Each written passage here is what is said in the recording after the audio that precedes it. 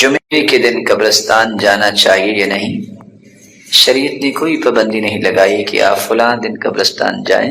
آپ اگر قبرستان جانا چاہتے ہیں تو جائیں، اور جو دنیا سے جا چکے ہیں ان کے لیے دعائیں کریں۔ اس کے لیے کسی دن کی تخصیص رسول اکرم صلی اللہ علیہ وسلم سے ثابت نہیں ہے۔ کیا خامد اور بیوی اکٹھے غسل کر سکتے ہیں؟ ہاں، کر سکتے ہیں۔ قبرستان میں قرآن اور نماز پڑھنا جائز ہے؟ نہیں جائز، کیونکہ رسول اکرم صلی اللہ علیہ وسلم کا فرمان ہے لا تجعلوا بیوتکم مقابر، اپنے گھروں کو مقبرے نہ بناؤ، قبریں نہ بناؤ۔ وصلوا فیہ، گھر میں نماز پڑھا کرو۔ کیوں پڑھا کرو؟ فإن صلاة الرجل في بيته افضل من صلاته في مسجد هذا الا المكتوبة، جو گھر میں سنتیں اور نوافل ادا کرتا ہے اس کو مسجد نبوی سے بھی زیادہ اجر ملتا ہے۔ اس لیے قبرستان نہ بناؤ کیونکہ قبرستان میں نماز جائز نہیں۔ اور دوسری روایت میں آتا ہے لا تجعلوا بیوتکم مقابر، اپنے گھروں کو قبرستان نہ بناؤ۔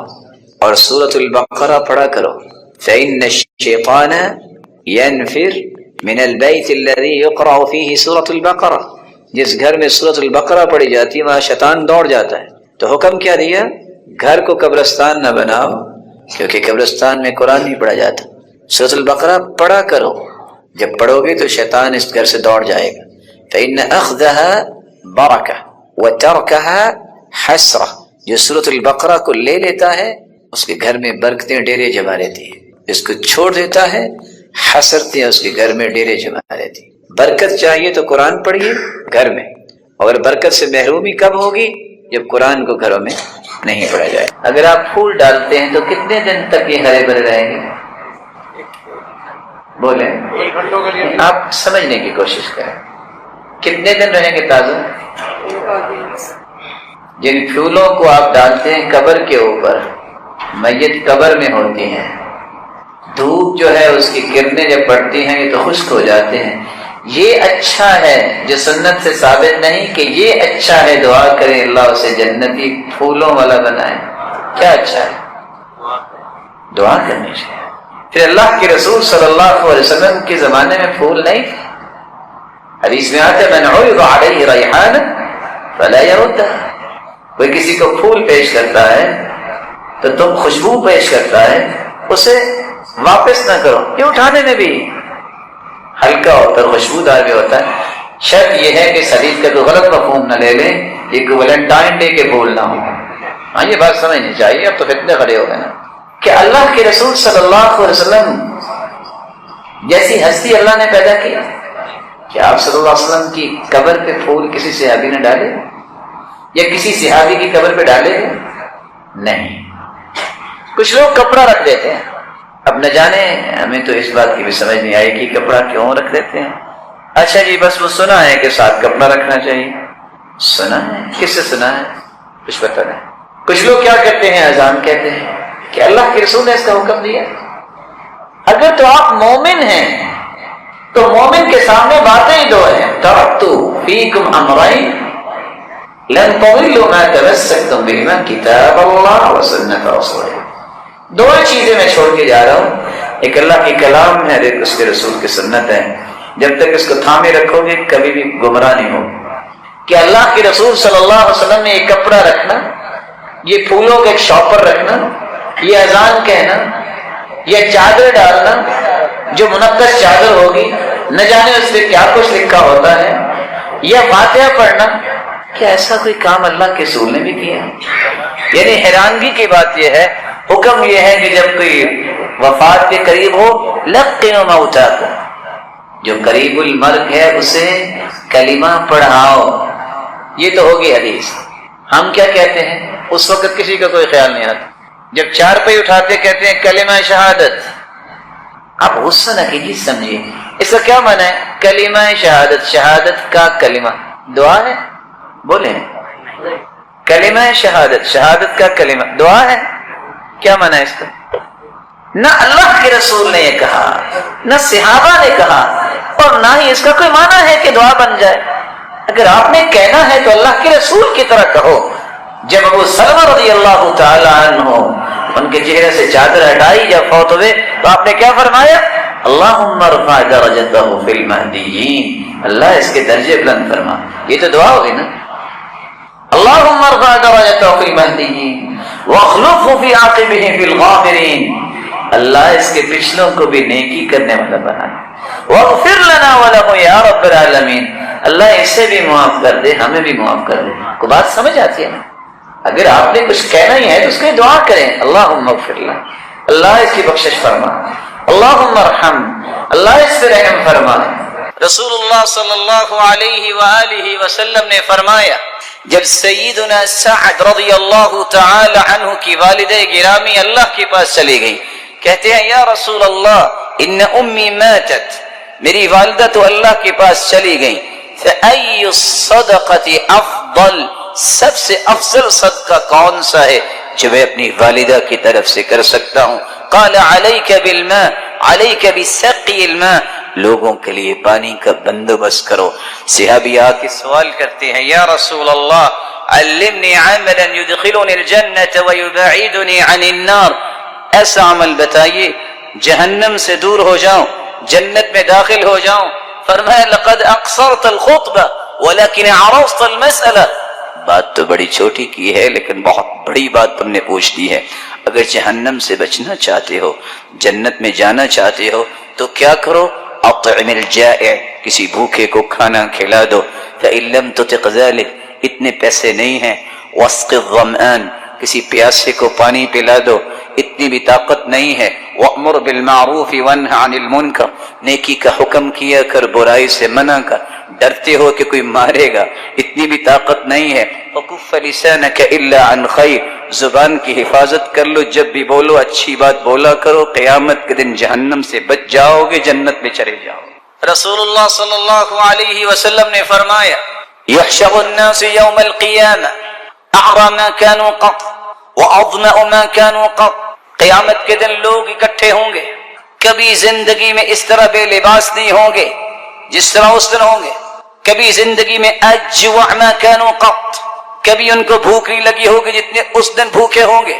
کبھی زندگی میں اتنے پیاسے نہیں ہوں گے جتنے اس دن پیاسے ہوں گے. انصب ما كانوا قط، اس قدر ٹوٹ چکے ہوں گے اور چل چل کے چکنا چور ہو چکے ہوں گے، کبھی اس پیغمبر کے پاس کبھی اس پیغمبر کے پاس. لیکن ساتھ ہی اللہ کے رسول صلی اللہ علیہ وسلم نے خوشخبری سنائی، ومن اطعم مسلما اطعمہ اللہ، جس نے دنیا میں کسی کو کھانا کھلایا ہوگا اللہ اس کے کھانے کا بھی بندوبست کریں گے. ومن سقا مسلما سقاہ اللہ، جس نے کسی کو پانی پلایا ہوگا اللہ اس کے پانی پلانے کا بندوبست کرائیں گے.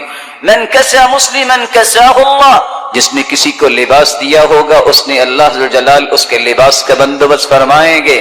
ومن عامل للہ، جو دنیا میں تھکتا رہا اللہ کی رضا کے لیے، اعفاہ اللہ، قیامت کے دن اللہ یہ ساری تھکاوٹیں دور فرما دیں گے. امام احمد بن حنبل سے اسی لیے تو پوچھا تھا بیٹے نے، یا ابی متی الراحہ، والد گرامی صبح و شام ایک ہی کام ہے، حدیث پڑھنا اور پڑھانا، نیکی کے کام کرنا اور کروانا، آپ راحت کب لیں گے؟ تو باپ نے مسکرا کے جواب دیا تھا، عند اول قدم فی الجنہ، جب جنت میں پہلا قدم رکھوں گا تو پھر اللہ کے فضل سے راحت ہی راحت ہے. رسول اللہ صلی اللہ علیہ وسلم نے فرمایا ایما مؤمن اطعم مؤمنا اطعمہ اللہ من ثمار الجنہ، جو دنیا میں کسی کو کھانا کھلاتا ہے اللہ جنت کے خوشے اسے عطا فرمائیں گے. وَأَيُّمَا مُؤْمِنٍ سَقَى مُؤْمِنًا سَقَاهُ اللَّهُ مِنْ رَحِيقِ الْمَخْتُومِ، جو دنیا میں کسی کو پانی پلاتا ہے اللہ رحیق المختوم کی خالص شراب جنت میں اسے پلائیں گے. ایما مؤمن کسا مؤمنا، جو کسی مسلمان کو دنیا میں لباس پہناتا ہے کساہ اللہ من خضر الجنہ، اللہ ذو جلال اسے جنت کی خلعت فاخرہ سبز رنگ کی پہنائیں گے جس کو دیکھ کے ہر بندہ رش کرے گا. رسول اللہ صلی اللہ علیہ وسلم نے اس لیے تو فرمایا تھا کہ ایک عورت جو تھی تو بدکار، بنی اسرائیل میں ایک کتے کو دیکھا کہ بہت پیاسا ہے اور کاد ان یقتلہ، پیاس اس کو قریب تھی کہ ہلاک کر دیتی، اور اپنی زبان سے وہ اس گیلی مٹی کو چاٹ رہا تھا. اس نے اپنا دوپٹہ اتارا، اپنے موزے کو باندھا، کنویں سے پانی نکالا، کتے کو پانی پلا دیا، اللہ نے اس کی بخشش فرما دی۔ اگر کتے کو پانی پلانے والی کی بخشش ہو گئی، ایک مسلمان جو نمازی ہے، جو روزہ رکھنے والا ہے، توحید والا ہے، کسی دوسرے مسلمان کو پانی اگر پلا دے، اس کی بخشش نہیں ہوگی۔ اپنے آپ سے بخل کو دور کیجئے، جو بھی آپ کے پاس آئے کچھ نہیں ہے، مسکراہٹ کا صدقہ کیجئے، السلام علیکم، اہلاً و سہلاً، میں کیسے آپ کے کام آ سکتا ہوں؟ آپ کس سے ملنا چاہیں گے؟ آپ کو کیا کوئی ضرورت ہے کہ میں آپ کے ساتھ کھڑا ہو سکوں؟ یہ وہ اقدار جو صحابہ کرام کے پاس تھی، یہ مسکراہٹیں تھی اللہ کے رسول کی، جب ملاقات کرتے تو مسکراتے۔ ما تکلم رسول اللہ صلی اللہ علیہ وسلم الا وهو متبسما، آپ جب بھی بات کرتے مسکرا کے بات کرتے۔ تین چیزیں میت کے ساتھ جا رہی ہوتی ہیں، اہلو، رشتہ دار بھی جائیں گے، وہ لوگ بھی حتیٰ کہ جائیں گے جو تمہیں دنیا میں برداشت نہیں کیا کرتے تھے۔ اس دن لوگوں سے منہ چھپانے کے لیے، تانوں سے بچنے کے لیے دشمن بھی تیرے ساتھ جائے گا کہ آج تو مر گیا ہے، لیکن دل ہی دل میں خوش بھی ہوتا ہوگا کہ اس سے جان چھوٹ گئی، لیکن جائے گا۔ اور اس کے ساتھ ساتھ مالہ، تیرا مال بھی جا رہا ہوگا، تیری متحدی میں کام کرنے والے بھی سکورنگ کرنے کے لیے جائیں گے، نہ گئے تو لوگ کیا کہیں گے۔ اگر تیری کوئی گاڑی ہے، اس وقت غلام ساتھ جاتے تھے اور گھوڑے اور خچر ساتھ جاتے تھے سوار ہو کے، اور ساتھ تیرا عمل بھی جائے گا، لیکن کچھ ہی وقت گزرے گا، کوئی زیادہ وقت نہیں گزرے گا۔ آخر 4 تکبیریں پڑھ کے جنازہ پڑھا دیا جائے گا، سب لوگ فارغ، اہل و عیال بھی واپس، یہ 4 پہیے گاڑیاں بھی واپس، خالی آئیں گی، کوئی وہاں نہ آپ کا غلام رکے گا، نہ آپ کی چاہت کرنے والا رکے گا، نہ آپ کو اپنے سر پہ دنیا میں بٹھانے والا اور جس کو تم ہاتھوں پہ اٹھائے پھرتے ہو، آج کوئی بھی وہاں نہیں رکے گا۔ سب مٹی ڈالیں گے اور اپنے ہاتھوں کو جھاڑیں گے، بلکہ بار بار دیکھیں گے ہاتھ گندے تو نہیں ہو گئے، اپنے لباس کو جھاڑیں گے، واپس آ جائیں گے، تیرے ساتھ رہے گا تو تیرا وَيَبْقَى مَعَهُ وَاحِدٌ، تیرا عمل باقی رہے گا۔ ادھر بند کوٹری میں تم گئے، بڑے بڑے کھلے ولاز میں رہنے والے سن لے، وہ بند کوٹری میں جب تم گئے، اگر ایمان والے ہوگے تو فرشتے سوال کریں گے، من ربک، ما دینک، ماذا تقول فی هذا الرجل الذي بعث فیکم، رب کے بارے میں سوال، اللہ کے نبی کے بارے میں سوال، تیرے دین کے بارے میں سوال۔ اگر تو دیندار ہوا تم جواب دو گے، اچھا جواب، صحیح جواب، فرشتے خوش بھی ہوں گے۔ اور فرشتے جب آتے ہیں سوال کرنے کے لیے، بال ان کے بکھرے ہوتے ہیں، اور اس طرح ان کی آنکھیں جو ہیں اللہ ذوالجلال نے نیلی بنائی ہیں، اور زمین کو اکھاڑتے ہوئے دہشت و وحشت پیدا کرتے ہوئے آتے ہیں، اور آتے ہی بٹھا لیتے ہیں چودھری کو بھی، غلام کو بھی، بچے کو بھی جو بالغ ہے، بوڑھے کو بھی، اور کڑیل جوان کو بھی۔ بتاؤ من ربک، تیرا رب کون ہے؟ اگر رب کو دنیا میں پہچانا ہوا، اس کے سامنے سجدہ کیا ہوا، اس کی بات مانی ہوئی، تو یہ زبان بول کے کہے گی ربی اللہ۔ نہ اس میں رٹا لگانے کی ضرورت، نہ اس میں سوچنا کہ میں ہر وقت یہ اپنے سامنے لکھ کے رکھ لوں۔ عمل ہوگا، توحید پہ کاربند ہوں گے، شرک سے بچا ہوگا، شرکیات سے پرہیز کیا ہوگا، صحیح جواب ہوگا۔ 3 سوالوں کے جواب دو گے مسلمانوں، آسمان سے آواز آئے گی ان صدق عبدی، میرے فرشتوں، میرے بندے نے سچ بولا ہے، سچ بولا ہے اس نے۔ افرشوا لہ فراش الجنہ، اس کے چاہنے والے کہاں چلے گئے؟ اس کو مٹی پہ ہی لٹا کے چلے گئے۔ سنت بھی یہ ہے کہ قبر میں کوئی چیز نہ بچھائی جائے، اس کو مٹی پہ ہی لٹا کے چلے گئے۔ میرے فرشتوں نہیں، باقی کام پھر ہوگا۔ جنتی بچھونے فوراً اس کے نیچے بچھا دو۔ البسوہ لباس الجنہ، یہ تو بہت مہنگا کپڑا پہنتا تھا، اللہ نے اس کو دیا تھا اور اللہ ذوالجلال کی نعمتوں کا اظہار کرتا تھا۔ نہیں، یہ 3 کپڑے جس میں سلائی بھی نہیں ہوئی یہ چھوڑ کے چلے گئے۔ البسوہ لباس الجنہ، اس کو جنتی لباس پہنا دو۔ ابھی جنت تو نہیں آئی، لیکن وعدے یہاں سے ہی پورے شروع ہو جائیں گے، پورے ہونے شروع ہو جائیں گے۔ اللہ فرمائیں گے یہ بند کوٹری میں آ گیا، بڑے کھلے گھر میں تھا، فَيُفْتَحُ لَهُ قَبْرُ، اور اس کی قبر کو کھولا جائے گا، مُدَّ بَصَرِ، جہاں تک اس کی نظر جائے گی۔ رسول اللہ صلی اللہ علیہ وسلم نے فرمایا جہاں تک انسان کی نظر جاتی ہے بندہ مومن کی قبر کو کھول دیا جاتا ہے، فَيَأْتِيهِ مِن رَوْحِهَا، جنت کی خوشبوئیں آنی شروع ہو جاتی ہیں۔ یہ تھا مومن کا حال۔ اور مومن جو ہے جب اس سے حساب لینے کی بات ہوتی ہے وہ کہتے رک جاؤ، اس کو دکھایا جاتا ہے کہ سورج غروب ہونے والا ہے، کہتے رکو میری عصر کی نماز رہتی ہے میں نماز پڑھ لوں۔ لیکن کہے گا وہ جو نمازیں پڑھتا ہے، ایک وہ ہوگا جو کافر ہے، ایک وہ ہوگا جو عقیدے کا منافق ہے، اور ایک وہ ہوگا جو شک کرنے والا، دین میں شبہات اور یقین نہ کرنے والا۔ جب اس سے سوال کیا جائے گا تو کہنے والا کہے گا فرشتہ من ربک، بتاؤ تیرا رب کون سا ہے؟ یہ قبروں پہ سجدے کرنے والا، یہ اللہ ذوالجلال کے مقابلے میں کسی اور کی عبادت کرنے والا، یہ کسی اور کے ساتھ اللہ ذوالجلال کی محبت جو اللہ ذوالجلال کے ساتھ کرنی ہے کسی اور سے کرنے والا، یہ کہے گا ہاں لا ادری، میں نہیں جانتا، ہاں لا ادری، وَكَأَنَّهُ يَتَذَكَّرُ شَيْئًا وَلَمْ يَذَّكِرْ، ہاں سے کیا مراد ہے؟ جو حدیث کے الفاظ ہے، سوچے گا یہ لفظ تو سنا تھا، یہ تو تقریروں میں بھی لوگ کہتے تھے اللہ ہے اور اللہ ذوالجلال ہی رازق ہے، وہی مالک ہے، وہی عبادت کے لائق ہے، لیکن یاد نہیں آئے گا۔ پھر پوچھا جائے گا ماذا تقول فی هذا الرجل الذي بعث فیکم، پیغمبر کے بارے میں تمہارے نظریات کیا ہیں، تم کیا جانتے ہو؟ جس نے سنت کو اختیار کیا نہیں ہوگا، جس نے ساری زندگی بدعات کو سینے سے لگائے رکھا، جس نے اپنے بڑے کو، جس نے اپنے سینے سے نکلنے والی ایک بات کو ہی نبوت کا درجہ دے دیا کہ میں جو کہہ رہا ہوں وہ سچ ہے۔ رسول اللہ صلی اللہ علیہ وسلم نے فرمایا ان فی الجنۃ لساعة لا يوافقها عبد مسلم قائم يصلي يسأل الله خيرا الا اعطاه اياه۔ مسلمانوں، جمعہ کا دن اتنا مبارک دن ہے، اس دن ایک ایسی گھڑی آتی ہے جو بھی مسلمان جس چیز کی دعا کرے، جو بھی اللہ سے طلب کرے، مطالبہ کرے، الا اعطاه اياه، اللہ تعالیٰ اسے عطا کر دیتے ہیں۔ وقال بيده يقللها، اور آپ نے کہا یہ بہت چھوٹی گھڑی ہوتی ہے، وہی ساعۃ خفیفہ، بہت تھوڑا وقت ہوتا ہے اس گھڑی کا، اس لیے اس گھڑی کی تلاش میں رہا کرو۔ یہ کون سی گھڑی ہے؟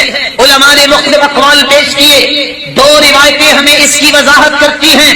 ایک روایت بتاتی ہے اس گھڑی کا وقت ہی ما بین ان یجلس الامام الى ان تقضى الصلاة، جب خطیب خطبہ دینے کے لیے منبر پہ آتا ہے اس وقت سے لے کر جب تک نماز ختم نہیں ہو جاتی، اس کے درمیان جتنا وقت گزرتا ہے یہ وقت اتنا مبارک ہے، جو بھی مانگو اللہ اسے قبول فرماتے ہیں۔ اور دوسری روایت کے الفاظ ہیں یوم الجمعہ 12 ساعة، جمعے کے دن 12 گھڑیاں ہیں، لا یوجد فیہا عبد مسلم یسأل اللہ شیئا الا آتاہ ایاہ، ان 12 گھڑیوں میں ایک ایسی گھڑی ہے جو بھی انسان مانگتا ہے اللہ اسے پورا فرما دیتے ہیں۔ فالتمسوها آخر ساعة بعد العصر، یہ گھڑی عصر کی نماز سے لے کر مغرب کی نماز تک ہوتی ہے۔ دوسری روایت کے لفظ ہیں بعد العصر الى غیبوبة الشمس، عصر کی نماز کے بعد سے لے کر جب تک سورج کی ٹکیا غروب نہیں ہو جاتی اس وقت تک یہ مبارک گھڑی رہتی ہے۔ یہی وجہ ہے ابو ہریرہ رضی اللہ تعالی عنہ اور عبداللہ بن سلام رضی اللہ تعالی عنہ اور امام احمد بن حنبل رحمۃ اللہ علیہ کہا کرتے تھے کہ یہ عصر سے لے کر مغرب تک کا وقت بڑا ہی مبارک ہوتا ہے۔ یہی وجہ ہے سعید بن جبیر رحمۃ اللہ علیہ عصر کی نماز پڑھتے اور اللہ کے سامنے بیٹھ جاتے، ذکر کرتے، قرآن پڑھتے، درود پڑھتے، لا یکلمہ احد، مغرب کی نماز تک کسی سے کلام کرنا پسند نہ کرتے۔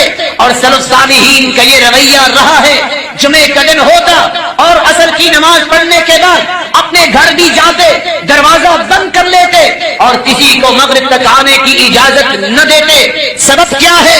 اس دن کثرت سے درود کیا جائے، اس دن کثرت سے ذکر کیا جائے، کثرت سے دعا کی جائے، جس کو اللہ نے عید الاضحیٰ، عید الفطر اور تمام دنوں کا سرتاج کہا۔ اس دن کا اہتمام کرنے والا بھی اللہ کے ہاں اتنا ہی عزت والا ہوگا۔ اللہ رب العزت اس دن کی عظمت اور اہمیت کو سمجھنے کی توفیق عطا۔ فضیلت اتنی ہی انسان اگر سمجھ لے جس کے بارے میں خود رسول اللہ صلی اللہ علیہ وسلم نے فرمایا، اور یہ روایت عبداللہ ابن عمر رضی اللہ تعالی عنہ اور ابو ہریرہ رضی اللہ تعالی عنہ سے مروی ہے۔ اس صحیح مسلم کی 865 نمبر روایت ہے۔ لَيَنْتَهِيَنَّ أَقْوَامٌ عَنْ وَدْعِهِمُ الْجُمُعَاتِ، لوگ جمعہ چھوڑنے کے جرم کو چھوڑ دیں۔ أَوْ لَيَخْتِمَنَّ اللَّهُ عَلَى قُلُوبِهِمْ، وگرنہ اللہ تعالیٰ ان کے دلوں پر مہر لگا دیں گے۔ ثُمَّ لَيَكُونُنَّ مِنَ الْغَافِلِينَ، پھر ان کی زندگی غافلوں کی زندگی ہو جائے گی۔ اور ایک دوسری روایت کے الفاظ یہ ہیں، من ترک 3 جمع متہاونا، جو شخص 3 جمعے سستی کرتا ہوا چھوڑ دیتا ہے، طبع اللہ علی قلبی، اللہ تعالی اس کے دل پر مہر لگا دیتے ہیں۔ رسول اللہ صلی اللہ علیہ وسلم نے جمعے کی فضیلت کے متعلق فرمایا، سیدنا ابو ہریرہ رضی اللہ تعالی عنہ سے مروی ہے کہ اللہ رب العزت کے پیارے پیغمبر نے صحابہ کرام کو اس بات کی خوشخبری دی اور فرمایا، نحن الآخرون الاولون یوم القیامہ، ہم دنیا کے اندر تو یہودیوں اور عیسائیوں کے بعد آئے ہیں، لیکن قیامت کے دن سب سے پہلے جنت میں جائیں گے۔ المقضی لهم قبل الخلائق، پوری کائنات سے پہلے اگر کسی کا حساب و کتاب ہوگا، کسی کو اس بات کی نوید سنائی جائے گی کہ تم جنت میں جاؤ، تو وہ امت محمد ہوگی۔ صحیح مسلم کی 856 نمبر روایت اور صحیح بخاری کی 876 نمبر روایت میں رسول اللہ صلی اللہ علیہ وسلم کا فرمان ہے، اضل اللہ عن الجمعۃ من کان قبلنا، ہم سے پہلے یہودی تھے، عیسائی تھے، لیکن وہ گمراہ ہو گئے جمعے کے متعلق۔ فکان لليهود يوم السبت، یہودی ہفتے کے دن کو مقدس سمجھتے، وكان للنصارى يوم الاحد، اور عیسائی اتوار کے دن کو مقدس سمجھتے۔ فجاء اللہ بنا، پھر اللہ تعالیٰ نے ہمیں نعمت سے نوازا، فہدانا اللہ لیوم الجمعہ، اللہ نے ہمیں جمعے کی نعمت سے نوازا۔ فجعل الجمعہ والسبت والاحد، تو اللہ نے ترتیب ہی بنوا دی، جمعہ پھر اس کے بعد ہفتہ اور اتوار۔ وكذلك هم تبع لنا يوم القيامة، اسی طرح قیامت کے دن وہ ہمارے پیچھے ہی ہوں گے۔ نحن الآخرون من اہل الدنیا والاولون يوم القيامة، ہم آئے تو ان کے بعد ہیں، لیکن قیامت کو سب سے پہلے حساب و کتاب ہوگا اور جنت میں جائیں گے۔ رسول اللہ صلی اللہ علیہ وسلم نے یہاں تک فرمایا، جمعہ کا دن ایک ایسا مبارک دن ہے، اس سے مبارک دن سال کا کوئی دن نہیں سوائے رمضان کے اور ذی الحجہ کے پہلے 10 دن اور محرم کے۔ اور لفظ وہاں کیا ہے؟ خیر یوم طلعت علیہ الشمس یوم الجمعہ، جمعے کا دن ایسا مبارک دن ہے، سال میں جب بھی سورج نکلتا ہے سب سے زیادہ خیر والا دن جمعے کا دن ہے۔ اس کی وجہ فیہ خلق آدم، اللہ تعالیٰ نے اسی دن آدم علیہ السلام کو پیدا کیا۔ وفیہ ادخل الجنہ، اور جمعے کے دن ہی اللہ رب العزت نے آدم کو جنت میں داخل فرمایا۔ وفیہ اخرج منہا، اور جمعے کے دن ہی جنت سے زمین پر اتارے گئے، نکالے گئے۔ ولا تقوم الساعۃ الا فی یوم الجمعہ، اور قیامت بھی جمعے کے دن ہی آئے گی۔ سنن ابی داود کے الفاظ یہ ہیں، وفیہ اہبط، آدم علیہ السلام کو زمین پر بھی اللہ نے اتارا تو جمعے کے دن۔ وفیہ تیب علی، اور جمعے کے دن ہی اللہ تعالیٰ نے آدم علیہ السلام کی توبہ کو قبول فرمایا۔ وفیہ مات، اور جمعے کے دن ہی اللہ کے پیغمبر آدم علیہ السلام فوت ہوئے۔ وفیہ تقوم الساعہ، اور جمعے کے دن ہی قیامت قائم ہوگی۔ اور ساتھ یہ فرمایا، وفیہ ساعۃ لا یصادفها عبد مسلم وهو يصلي یسأل اللہ حاجتہ الا اعطا، اس دن ایک ایسی مبارک گھڑی ہے، اس مبارک گھڑی میں جو بھی دعا کی جائے اللہ تعالیٰ اس دعا کو رد نہیں کرتا۔ رسول اللہ صلی اللہ علیہ وسلم نے یہاں تک فرمایا، اور یہ سنن ابن ماجہ کی روایت ہے 1084 نمبر، کہ دنوں میں سرتاج دن، سید دن جمعہ کا دن ہے۔ ان یوم الجمعہ سید الایام واعظمها عند اللہ، جمعہ کا دن تمام دنوں کا سید ہے، سرتاج ہے، اور وہ اللہ کے ہاں بڑی ہی عظمت والا دن ہے۔ وهو اعظم عند اللہ من یوم الاضحى ویوم الفطر، بلکہ فرمایا کہ عید الفطر اور عید الاضحیٰ سے بھی زیادہ عظمت والا دن۔ فیہ 5 خصال، اس میں 5 ایسی خصلتیں ہیں۔ خلق اللہ فیہ آدم، اس دن اللہ تعالیٰ نے آدم کو پیدا کیا۔ واہبط فیہ آدم الى الارض، اور اسی دن اللہ نے زمین کی طرف آدم کو اتارا۔ وفیہ توفى اللہ آدم، اور اسی دن اللہ تعالیٰ نے آدم کی روح قبض کی۔ وفیہ ساعة لا يسأل اللہ فيها العبد شيئا الا اعطاه ما لم يسأل حراما۔ چوتھی خصلت جمعہ کے دن کی یہ ہے کہ ایک ایسی مبارک گھڑی ہے جو بھی انسان اللہ سے طلب کرے اللہ رب العزت اسے عطا کر دیتے ہیں۔ وفیہ تقوم الساعة، اور 5ویں خصلت اسی دن قیامت قائم ہوگی۔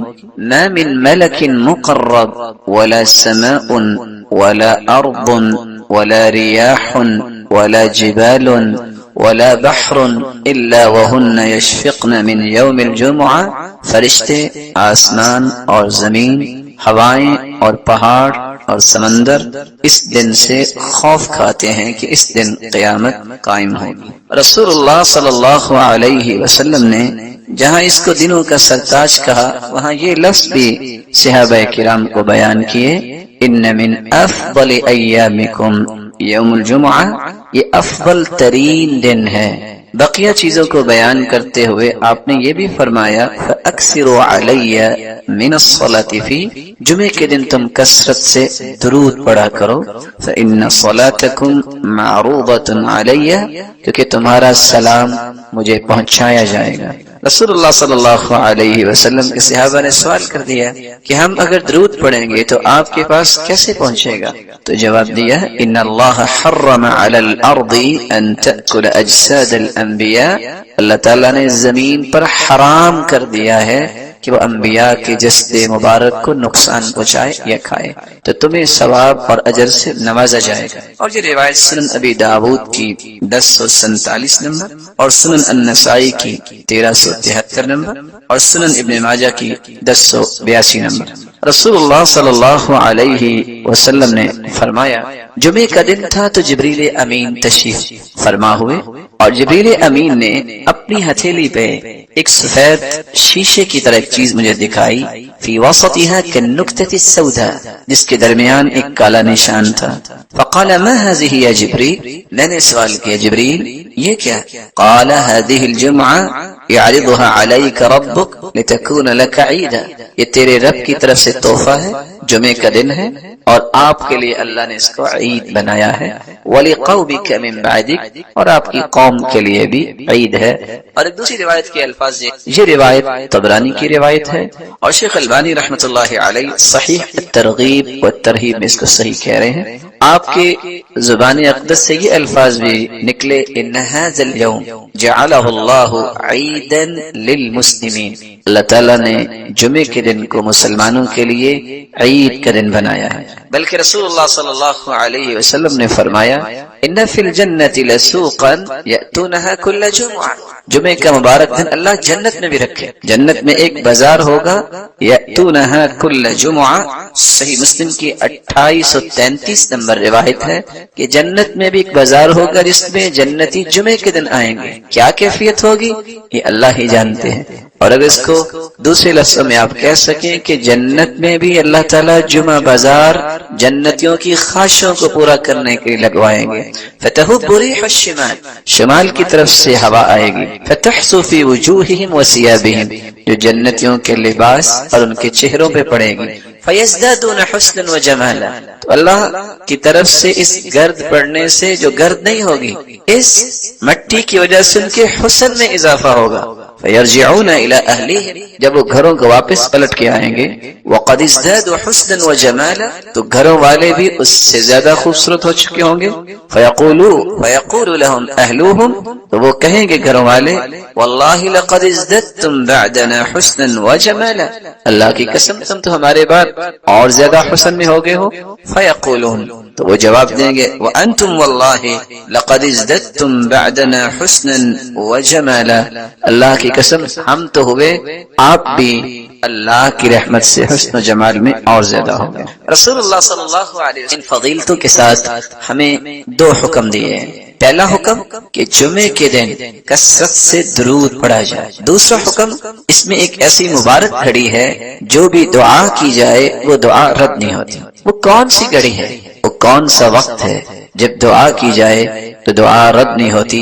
سیدنا ابو ہریرہ روایت کرتے ہیں، اور یہ صحیح بخاری کی 935 نمبر اور صحیح مسلم کی 852 نمبر روایت ہے، ان فی الجمعۃ للساعہ، جمعے کے دن ایک ایسی گھڑی ہے، لا یوافقها عبد مسلم قائم یصلی، جو بھی شخص اس گھڑی کو پا لیتا ہے اس حالت میں کہ وہ نماز پڑھ رہا ہے، یسأل اللہ خیرا الا اعطاہ ایاہ، اللہ تعالیٰ اس کو ہر وہ چیز عطا کر دیتے ہیں جس کا بندہ مومن سوال کرتا ہے. اور ایک روایت میں آتا ہے وہی الساعۃ خفیفہ، یہ بہت تھوڑا سا وقت ہوتا ہے. علماء نے اس وقت کے متعلق دو روایتوں سے استدلال لیا ہے. پہلی روایت ابو موسیٰ اشعری رضی اللہ تعالی عنہ کی ہے کہ وہ گھڑی اس وقت شروع ہوتی ہے، ہی ما بین ان یجلس الامام الى ان تقضى الصلاة، خطیب جو خطبہ دینے کے لیے ممبر پہ بیٹھتا ہے اور جب تک نماز نہیں ہو جاتی، گویا کہ خطبے کا وقت اور نماز کے ختم ہونے تک یہ ایک ایسی مبارک گھڑی ہے جس گھڑی میں جو بھی انسان مانگے اللہ اس کو عطا کرتے ہیں. اور یہ صحیح مسلم کی 853 نمبر روایت ہے. دوسری روایت میں آتا ہے جمعے کی دن 12 گھڑیاں ہوتی ہیں، ان 12 گھڑیوں میں ایک ایسی ساعہ ہے، ایک ایسی گھڑی ہے جو بھی انسان اس میں دعا کرے اللہ قبول فرماتے ہیں. فَالْتَمِسُوهَا آخِرَ سَاعَةٍ بَعْدَ الْعَصْرِ، تو تم عصر کے بعد اس کو آخری گھڑی میں تلاش کیا کرو.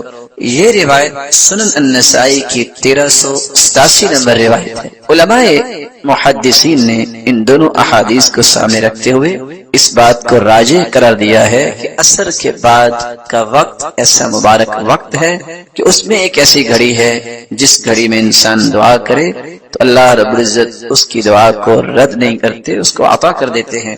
یہی وجہ ہے کہ بہت سارے نیک لوگ عصر کی نماز کے بعد جمعے کے دن اپنے گھر کا دروازہ بند کر. پاک و ہند میں جب قرآن و سنت کی ترویج ہوئی ہے ہندوستان کے اندر، اس وقت پاکستان مستقل الگ ایک وطن نہیں بنا تھا، تو وہاں لوگ جو حدیث پڑھانے والے ایسے تھے جو اس بات کا اہتمام کرتے ہوئے عصر کے بعد کسی کو ملنا پسند نہ کرتے. کہتے یہ وقت ہے دعا کا، یہ وقت ہے درود کا، یہ وقت ہے اللہ سے اپنے مطالبات قبول کروانے کا. وہ بیٹھ کے دعا کرتے اور قرآن مجید کی تلاوت کرتے اور رسول اللہ صلی اللہ علیہ وسلم کی ذات اقدس پر درود بھیجتے اور کثرت سے درود پڑھا کریں. کہتے ہیں بس مولویوں کو تو کام کو نہیں ہے، تو ہمیں کہتے ہیں کہ ہم بھی اس دن یہی کام کریں. اللہ کے رسول نے فرمایا تھا کثرت سے درود پڑھو. فإن صلاة أمتي تعرض علي في كل يوم جمعة، کیونکہ جمعے کے دن مجھ پہ میری امت کے درود پیش کیے جاتے ہیں. فمن كان أكثرهم علي صلاة كان أقربهم مني منزلة، جو کثرت سے جتنا زیادہ درود پڑھتا ہے قیامت کے دن وہ میرا امتی اتنا ہی سب سے میرے قریب ہو. کتنی خوش نصیبی ہے. کچھ لوگ کہتے ہیں کہ یہ جو قرآن و سنت کی بات کرتے ہیں نا، جن کو اہل حدیث کہتے ہیں، یہ تو درود کے نعوذ باللہ منکر ہے. منکر نہیں کہتے، منکر کہتے ہیں، کیونکہ ان بیچاروں کو یہ نہیں پتا ہوتا کہ منکر اور منکر میں بھی کیا فرق ہے. جبکہ کتاب و سنت کو سمجھنے والے کیا کہتے ہیں کہ ساری زندگی دعا کرتے رہو، اگر تم درود نہ پڑھو وہ دعا قبول ہونا تو دور کی بات، وہ دعا تو آسمانوں تک چڑھتی نہیں ہے. کوئی پوچھے تو صحیح نا ہم سے کہ ہمارا موقف کیا ہے. خود سے ہی بات بنا کے کہہ دیں کہ قرآن و سنت کو ماننے والے ایسا کہتے. ہم تو نہیں ایسا کہتے. ہم تو کہتے ہیں دنیا میں سب سے بڑا خوش نصیب ہی وہ ہے جو اللہ کے ذکر کے بعد سب سے زیادہ درود پڑھتا ہے. رسول اکرم صلی اللہ علیہ وآلہ وسلم نے اسی لیے صحابہ کرام سے کہا تھا من صلی علی او سأل لی الوسیلہ حقت علیہ شفاعتی یوم القیامہ، جو شخص درود پڑھتا ہے اور پھر میرے لیے وسیلہ طلب کرتا ہے، قیامت کا دن ہوگا میں اس امتی کی شفاعت کروں گا، سفارش کروں گا۔ صحیح ترغیب کی روایت 1668 رسول اللہ صلی اللہ علیہ وسلم نے فرمایا اول الناس بی یوم القیامہ اکثرهم علی صلاۃ، قیامت کے دن سب سے پیارا اور قریبی میرے وہ ہوگا جو سب سے زیادہ مجھ پہ درود بھیجنے والا۔ بلکہ اللہ کے رسول صلی اللہ علیہ وسلم نے فرمایا تھا ابخل الناس من ذکرت عنده فلم يصلی علی، بخیل تو دنیا میں بہت ہیں لیکن سب سے بڑا بخیل کسی نے دیکھنا ہے تو وہ ہے جس کے پاس میرا تذکرہ ہو اور پھر وہ درود نہ بھیجے۔ یہاں رک کے میں ایک گزارش کروں گا بڑوں سے بھی اور چھوٹوں سے۔ کچھ تو اللہ کے رسول کے دشمن ہیں، کافر، کچھ ایمان لانے کے باوجود بھی دشمنی کرتے ہیں کیونکہ اللہ کے رسول کی بات نہیں مانتے اور آپ کے وزیروں اور مشیروں کو برا بلا کہتے ہیں، یہ بھی دشمنی ہے اللہ کے رسول۔ اور کچھ لوگ چاہتے نہ چاہتے بھی بخیلی کر جاتے ہیں اور بخل کرنے والوں کے صف میں کھڑے ہو جاتے ہیں اور اپنے آپ کو نیک بھی کہتے ہیں۔ آپ پوچھیں گے وہ کیسے؟ اپنا نام آئے گا تو 4 سابقے 4 لاحقے، ایم اے پاس ہے، بی اے پاس ہے اور یہ ماسٹر کیا ہے، یہ ایم فل کیا ہے، پی ایچ ڈی کی ہے، اس کے بغیر نام لکھنا بولنا سننا پسند ہی نہیں ہے۔ سرتاج رسول صلی اللہ علیہ وسلم کا نام آئے گا تو کیا ڈال دیں گے؟ صاد، بخیل ہے۔ تیری زبان کی سب سے بڑی سعادت یہ ہے، تیرے قلم کی سب سے بڑی سعادت یہ ہے اس زبان کی نوک پہ بھی آئے محمد الرسول اللہ صلی اللہ علیہ وسلم۔ اس سے بڑی سعادت کیا ہے قلم کی؟ وہ ساری دنیا کی باتیں لکھ لے، اللہ کے ذکر کے بعد محمد مصطفیٰ کا نام آئے تو صلی اللہ علیہ وسلم نہ کہے، سعادت کیسے؟ خوش بختی ہے۔ تو میں بات اگلی کرنے سے پہلے ایک وعدہ لینا چاہوں گا اور اگر اس وعدے پہ ہم سب پختہ ہو جائیں تو آج کی مجلس اس کا فائدہ ثابت ہو جائے گا۔ کون ہے جو آج کے بعد جب بھی لکھے گا وہ صاد یا صلعم نہیں لکھے گا بلکہ پورا لکھا کرے گا صلی اللہ علیہ وسلم؟ کون کون وعدہ کرتا؟ آپ اہل علم ہیں، آپ کو ان باتوں کا خیال کرنا چاہیے۔ کچھ لوگ سارا کچھ لکھیں گے، بسم اللہ الرحمن الرحیم نہیں لکھیں گے، 786 لکھ دیں گے۔ ان مسکینوں سے پوچھو 786 بنتا کیسے ہے؟ ابجد حوض حقی کو بھی نکالیں تو 786 بنا کے دکھائیں۔ عادات کا علم جو ہے اس میں بھی دیکھیے۔ پھر اللہ عز و جلال کے نام میں بخل، دنیا میں کسی سے محبت ہو تو اس کے تذکرے نہیں زبان پہ ختم ہوتے تو رب تعالیٰ جو خالق و مالک ہے اس کا نام مبارک لیتے وقت جو کہے کہ 786، یہ وہ رویے ہیں جو بتاتے ہیں کہ اللہ عز و جلال کی عظمت سے متعارف شخص نہیں ہے یہ۔ آپ صلی اللہ علیہ وسلم نے فرمایا، صحیح ترغیب کی روایت ہے 1675 کل دعاء محجوب حتی یصلی علی محمد، ہر دعا روک دی جاتی ہے، وہ پہنچتی نہیں ہے آسمانوں تک جس میں درود نہیں ہوتا۔ بلکہ حسین ابن علی کی روایت ہے صحیح ترغیب کی 1681 من ذکرت عنده فخطئ الصلاة علی خطئ طریق الجنہ، جس شخص کے پاس اللہ کے رسول صلی اللہ علیہ وسلم کا تذکرہ کیا جائے وہ درود پڑھنا بھول جائے، وہ درود پڑھنا بھولا نہیں، جنت کا راستہ بھول گیا ہے۔ یہ ہمارا موقف ہے، اس پہ کوئی اشکال ہے تو کوئی بتائے۔ ہمارا تو موقف ہے دعا ہی قبول نہیں ہوتی، دعا چڑھتی نہیں ہے، وہ جنت کا راستہ ہی بھول جاتا ہے۔ کون کہتا ہے کہ قرآن و سنت کی بات کرنے والے درود کے منکر ہے؟ یہ صرف حاسد اور ناقد جو ہے جس کے پاس کوئی دلیل نہیں بنتی تو پھر وہ تانے دیتا ہے۔ تان و تشنیع کرنے والے کبھی بھی فلاح نہیں پاتے۔ اللہ کے رسول صلی اللہ علیہ وسلم پر درود بھیجنا یہ ہر مسلمان کی سب سے بڑی سعادت ہے اللہ جلال کے ذکر کے بعد۔ آپ صلی اللہ علیہ وآلہ وسلم کی محبت کا یہ تقاضا کہ آپ پر درود پڑھا جائے، اس کے بارے میں ایک ضروری بات سمجھنے والی ہے۔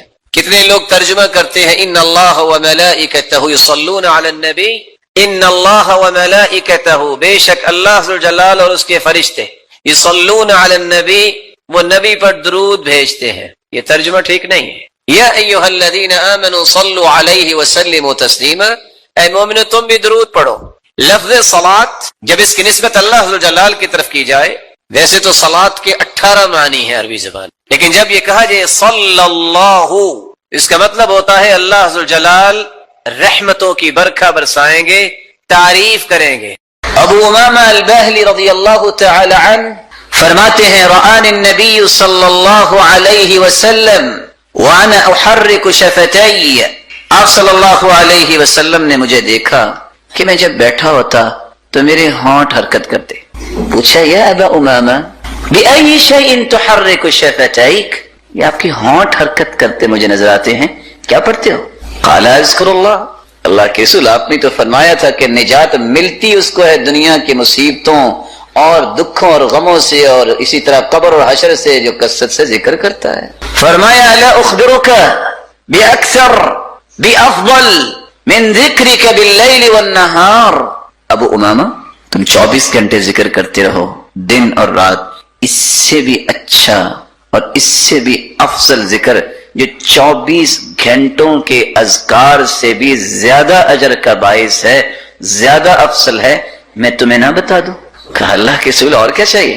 تو آپ صلی اللہ علیہ وسلم نے فرمایا تم اگر 24 گھنٹے مسلسل ذکر سے بہتر ذکر چاہتے ہو تو تم یہ کلمہ کہہ دیا کرو، سبحان اللہ عدد ما خلق، سبحان اللہ ملء ما خلق، سبحان اللہ عدد ما فی الارض، سبحان اللہ ملء ما فی الارض والسماء، سبحان اللہ عدد ما احصى کتابہ، سبحان اللہ عدد کل شیء، سبحان اللہ ملء کل شیء.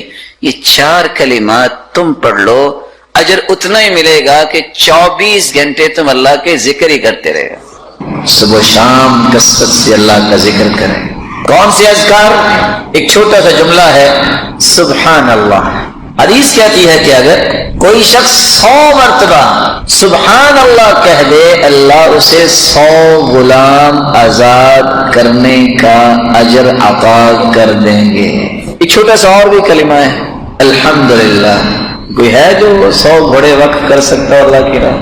حدیث کہتی ہے 100 مرتبہ تم الحمدللہ کہہ دو، اجر تمہیں اتنا ہی ملے گا جتنا میدان کارزار کے لیے تم نے 100 گھوڑے اللہ کی راہ میں پیش کر دیے. کثرت سے ذکر کیجیے. اللہ اکبر چھوٹا سا مبارک کلمہ ہے، تو ہے جو 100 اونٹ کرتا ہو ذکر.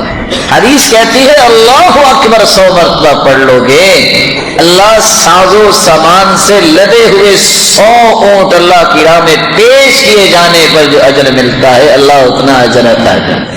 سبحان اللہ، الحمدللہ، اللہ اکبر، لا الہ الا اللہ. اسی حدیث کے آخر میں آتا ہے کہ لا الہ الا اللہ کثرت سے پڑھ لو. جتنے ہم بیٹھے ہیں اللہ آپ سب کو عزت دے، سلامت رکھے. آپ ساری زندگی بھی سجدے میں پڑے رہیں تو زمین و آسمان کا خلا نیکیوں سے کیسے بھرے گا؟ 100 مرتبہ جو لا الہ الا اللہ پڑھ لیتا ہے اللہ زمین و آسمان کا خلا اس کے لیے نیکیوں سے بھر دیتے ہیں. ویسے آپ تھوڑا سا غور کریں، سبحان اللہ، الحمدللہ، اللہ اکبر، لا الہ الا اللہ. تکبیر کیا ہے؟ اللہ اکبر، اللہ اکبر، لا الہ الا اللہ، واللہ اکبر وللہ الحمد. وہی 4 کلمے ہیں، وہی 4 کلمے ہیں جن کی آج اہمیت مسلمان سمجھتا نہیں ہے. اللہ ذوالجلال نے اپنے پیغمبر کے ذریعے ایک بہت بڑا انعام ہم تک پہنچایا ہے، اور وہ کون سا انعام ہے جس کے بارے میں آپ کی خدمت میں چند باتیں رکھنا چاہتا ہوں. یہ ایمان کی لذت اور مٹھاس اور حلاوت یہ نصیب کس شخص کو. کھانا انسان کی جسمانی ضرورت ہے، کھانا اور پینا یہ جسم کی غذا ہے. اللہ کی طرف سے نازل شدہ وحی قرآن اور حدیث یہ روح کی غذا ہے. کھانا پینا جتنا اچھا ہوگا اس کی لذت زبان محسوس کرتی ہے، ایمان جتنا اچھا ہوگا اس کی لذت دل محسوس کرتا ہے. انسان جسمانی طور پر بیمار ہو جائے، اچھے سے اچھا کھانا بھی اس کے سامنے رکھ دے اسے کڑوا لگتا ہے. انسان کا روح بیمار ہو جائے اور انسان کا ایمان کمزور ہو جائے تو انسان کو دنیا کی کوئی خوشی کیا، کوئی غمی محسوس نہیں ہوتی. اس کے اندر صرف قلق ہوتی ہے، اضطراب ہوتا ہے، فرسٹریشن ہوتی ہے، ہر وقت پریشان، ہر وقت جو ہے کسی ڈپریشن کا شکار رہتا ہے. سبب کیا ہے؟ یہ بیچارہ ایمانی طور پہ دیوالیہ ہو چکا. مصیبتیں انبیاء پر بھی آئیں، اولیاء و اصفیاء پر بھی آئیں، لیکن اس کا معنی یہ ہے کہ اللہ سے تعلق توڑ لے، اس کا معنی یہ ہے کہ مایوس ہو جائے، اس کا معنی یہ ہے کہ عبادت چھوڑ دے، اس کا معنی یہ ہے کہ اللہ کو یاد کرنا چھوڑ دے، اس کا معنی ہے کہ نعوذ باللہ غلط باتیں اپنی زبان سے بولنا شروع کر دے، اس کا معنی یہ ہے کہ گریبان چاک کرے، اس کا معنی یہ ہے کہ اپنے چہرے کو خود ہی تھپیڑے مارنا شروع کر دے، اس کا معنی یہ ہے کہ اللہ پہ اعتراض کرنا شروع کر دے.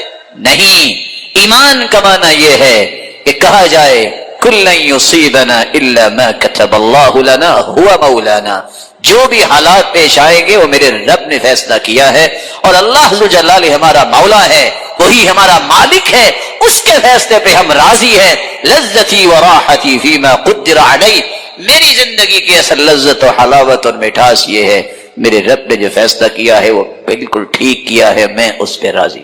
قرآن مجید کی سب سے خوبصورت صورتیں جو فجر کی نماز سے پہلے 2 رکعتوں کے اندر پڑھی جاتی ہیں، قل یا ایھا الکافرون اور قل ھو اللہ احد، بلکہ اس صورت کے الفاظ اللہ کے ہاں اتنا مقام رکھتے ہیں، ان الفاظ کے ساتھ اگر دعا کی جائے تو یہ اس میں اعظم بن جاتا ہے، جو بھی دعا کی جائے اللہ اس دعا کو رد نہیں کرتے۔ رسول اللہ صلی اللہ علیہ وسلم کے صحابی بیان کرتے ہیں، میں رسول اللہ صلی اللہ علیہ وسلم کے ساتھ مسجد میں داخل ہوا، ایک شخص نماز پڑھ رہا تھا اور دعا کر رہا تھا، اللہم انی اسألک بأنی اشہد ان لا الہ الا انت الاحد الصمد الذي لم يلد ولم يولد ولم يكن له كفوا احد۔ ان الفاظ کے ساتھ اس نے دعا کی تو اللہ کے رسول صلی اللہ علیہ وسلم فرمانے لگے، والذی نفسی بیدہ لقد سألہ باسمہ الاعظم الذي اذا سئل به اعطى واذا دعی به اجاب، اس ذات کی قسم جس کے ہاتھ میں میری جان ہے، اس شخص نے اسم اعظم کے ساتھ دعا کی، اور جو ان کلمات کے ساتھ دعا کرتا ہے، جو بھی سوال کرتا ہے اللہ رب العزت اسے عطا کر دیتے ہیں، جو بھی دعا کرتا ہے اللہ رب العزت اس کی دعا کو قبول فرماتے ہیں۔